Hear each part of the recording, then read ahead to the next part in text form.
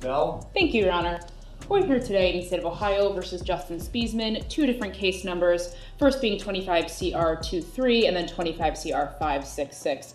We are set today for sentencing, and the defendant is present with counsel John Fatika.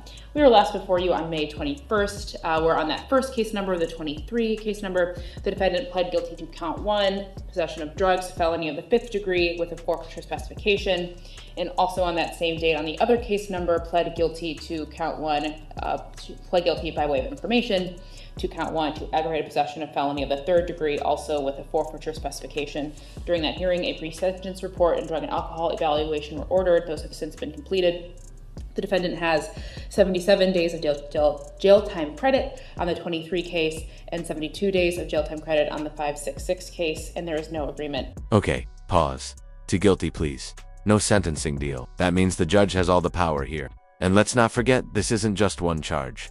It's 2 cases, 2 felonies, and a whole lot of explaining to do. Attention to the fact that while acknowledging that Mr. Spiesman has a prior prison term, that was back in 2015, hasn't had any cases since then, or these are his first cases since then, no history of violence.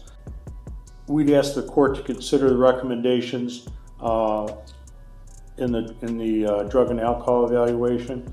Mr. Spiesman does have some employment prospects. He's got some health issues.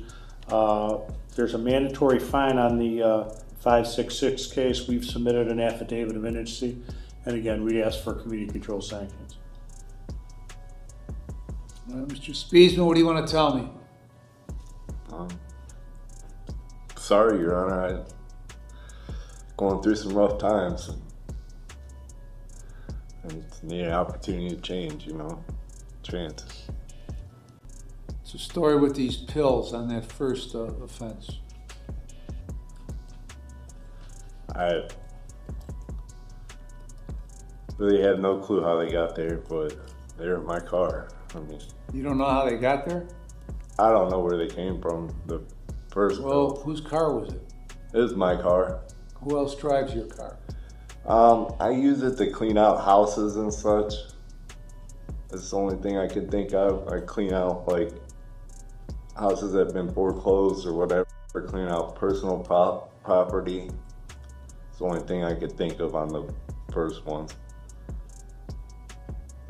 I don't understand that. I take a lot of stuff to and from boxes, move boxes out of storage units, houses. That kind of work. The empty residentials have been abandoned or vacated. And you think you took some pills out of one of these houses? Sometimes. So let me get this straight. He cleans out foreclosed homes and somehow ends up with mystery pills in his car. Is this a drug bust or an episode of Storage Wars? Felony edition. I don't know. Most of them have like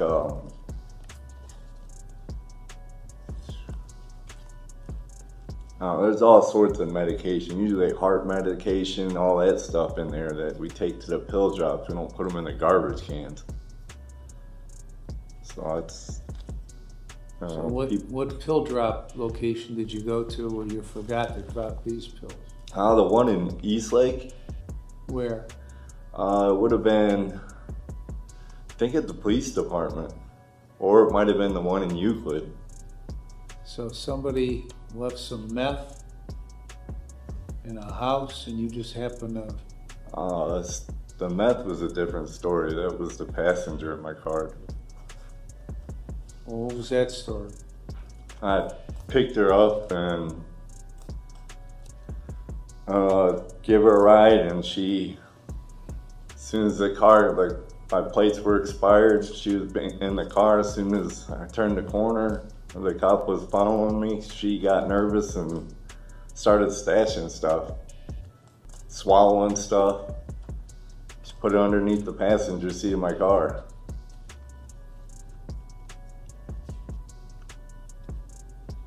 So you weren't doing drugs at all that night or around that time, right? No, I smoked weed. I do that medically. I smoked with her. Okay, and the second one? I thought the methamphetamine was the second one. first one was I don't know, just you got pills. so many of them, I lose track. So the second one was in April, so what's the story there? That's what I just told you. All right, With what about the last- first one then? Let's go back to the first one. The pill bottle, I have no clue. That car is a work car. And like So I you said, didn't really do anything in either of these cases. So we should just issue an apology and he should take the cuffs off and you should walk out the door. Because you didn't do anything wrong. Is that right? No, No? That's not right? Or what? Or no, you didn't do anything wrong? I possessed them, I guess. Well, Yes, but I you possessed didn't, them. but you didn't know how they got there. It wasn't your pills. The pills must have fallen out of a box that you were going to take somewhere to dispose of, and the other one was the other person's meth. So you didn't really do anything wrong. Second charge, definitely I didn't do nothing wrong. Oh. Pills, the first one, pills. I'm sorry, I don't know how they got there. Okay. It was my car. This judge is done. The sarcasm is thick. She's basically saying, so what are we even doing here if you're innocent? Brutal, but this is a classic courtroom tactic to smoke out in. Do anything. If he didn't do anything, then he doesn't need any treatment because he doesn't have a problem. Right? Is that right? Yes, Your Honor. Well, let's just give him $10 and a new suit and let him walk out the door. I mean, what the hell? What are we doing here? Can either of the counsel tell me what the hell we're doing here if he didn't do anything wrong? Your Honor, Mr. Spiesman did enter guilty pleas both of the cases. Maybe he shouldn't have. And I understand the court's perspective. I do think he could use some help in terms of counseling. I think. I don't know why though, because he hasn't been in trouble in like 9 years. So he's been. So for some reason, the cops got it in for him and made up all this stuff. Ms. Henley, do you have any input in this? Can you help me out here? In my interview with Mr. Spiesman, he did tell me that he last used methamphetamine on the date of his arrest, and that he does use the drug by putting it in his coffee to help him calm down and focus. That is why probation made a recommendation for drug treatment. Well, where'd you get the meth? I got it from the person that was in the car. You didn't know it was in the car. When did you use the She meth had in it. relation to when she got in the car? Oh, we smoked marijuana with it in there. With what? The meth. Smoke marijuana with the meth? Well, together? Yeah. How do you smoke marijuana and meth together? I guess it was inside the blunt. And there it is, the story's crumbling. First he didn't know there were drugs. Now he's admitting they smoked meth together. Viewers, how would you handle this contradiction if you were the judge? She had it rolled before she had gotten into the car. You don't seem to be very honest.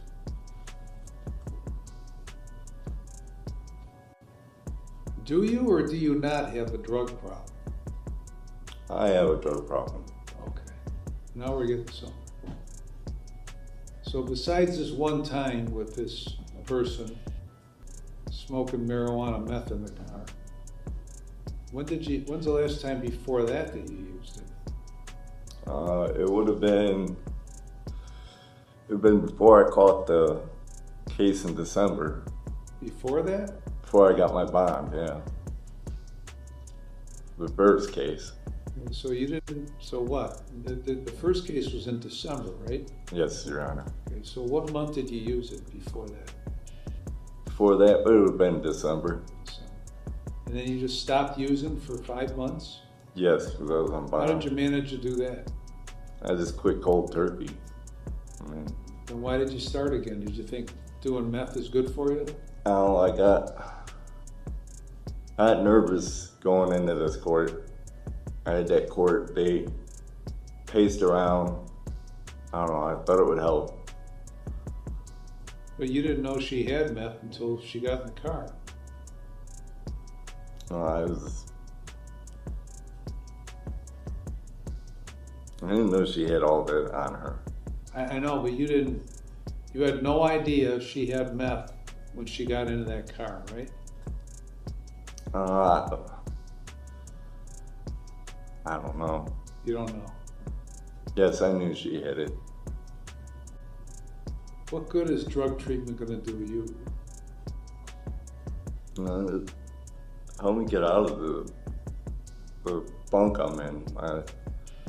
It's been a rough 2 years. I got divorced. I lost my mom unexpectedly. I don't know, I've been depressed. Maybe I need mental help. It's just been a rough 2 years for me. I was doing good when I got out. I started my own business and everything, and then I lost my mother, and then I got divorced. It's just been a downward spiral. Where do you work? I do DoorDash. I also do construction. I have a business. But I was currently trying to get into Avery Dennison. My son works there. My father retired from there. I had 2 feet in the door there. What happened? I got incarcerated. Doing what at Avery Dennis? Working at the plant here in Painesville, Doing what? making specialty tape, running the machine. Is that when you picked up the second one? Yeah. Okay. I've reviewed the pre-sentence report and the evaluation and considered all the applicable statutes and put you on community control for 4 years. On the 23 case, 25023, you're going to serve 122 days in jail with credit for 77. On each of these cases, you'll, the last 30 days, well, on the 566 case, 72 days in jail, 117 days in jail with credit for 72. Each case, you will complete the jail treatment program and follow all the recommendations. No drugs or alcohol with screens, get a mental health evaluation to follow all the recommendations. Attend at least 4 AA or NA meetings a week and get a sponsor. Full employment, get a valid driver's license. You see only one doctor, one dentist, and one pharmacy for medication. Take it only as is prescribed. This isn't just probation, it's a full behavioral overhaul. AA meetings, mental health evals, one doctor, one pharmacy. This judge is giving Justin a strict roadmap. Follow Itor Face for years behind bars. Yes. Thank you. Yes. Oh, decision point you're on? No, No. I'll give them the Cliff Note version. If you see drugs, don't take them. Because if you take them, that's the wrong decision. Not taking them is the right decision. You understand all the terms? Yes, Your Honor. If you violate, and I find you violated, you face 12 months on the 23 case, and on the 566 case, 36 months. So a total of 48 months in prison. You understand that? Yes, Your Honor. Okay. Now, I hope you can be more honest with yourself than you are with me. Anything else, Mr. Final gut punch from the bench? Be more honest with yourself than you were with me? Oof, that's courtroom code 4? I don't buy a word you just said. But hey, he got a chance. Let's see what he does with it.